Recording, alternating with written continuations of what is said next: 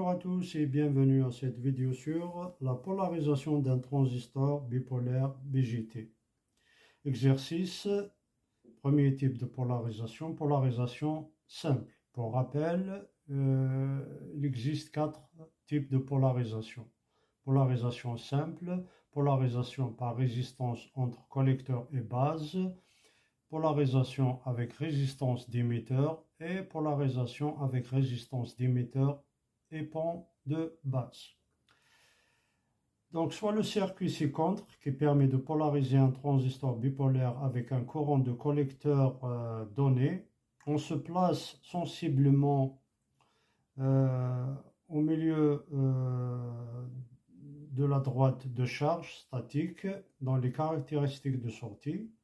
Donc, le transistor choisi, c'est de type de 2N 1711 avec bêta égale 150.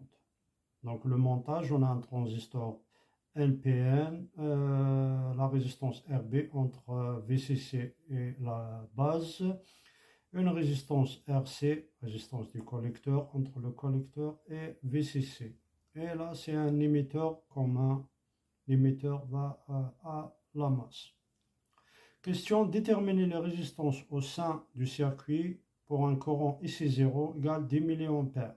Et en prenant VBE0, bien VBE, égale 0,6 volts pour un transistor fabriqué au silicium. VBE0 égale 0,6 volts. Tension de seuil. Le point de repos étant placé sensiblement au milieu de la droite de charge statique dans les caractéristiques de sortie. Donc la tension VCE0 égale VCC divisé par 2 égale 20 divisé par 2 et ça donne 10 volts. D'après l'équation de la droite de charge, on a VCC égale RC fois IC plus la tension VCE. Et j'appelle cette équation 1.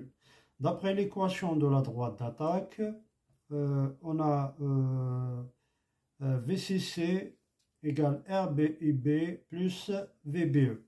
Et j'appelle cette équation 2. D'après le cours, on sait que IC égale bêta IB, équation 3. À partir de l'équation 1, je tire la valeur de RC. RC IC égale VCC moins VCE. Et j'isole RC. RC égale VCC moins VCE divisé par IC. Donc IC 0. Application numérique, RC égale 20 moins 10 divisé par 10 mA. Donc là, je divise par 10 mA. Du coup, le résultat, ça sera en kilo-ohm. 10 divisé par 10 fois 10 puissance moins 3, c'est 1 kilo-ohm. Donc, la valeur de RC égale 1 kilo-ohm. Ensuite, à partir de l'équation 2, je tire la valeur de la résistance de base RB.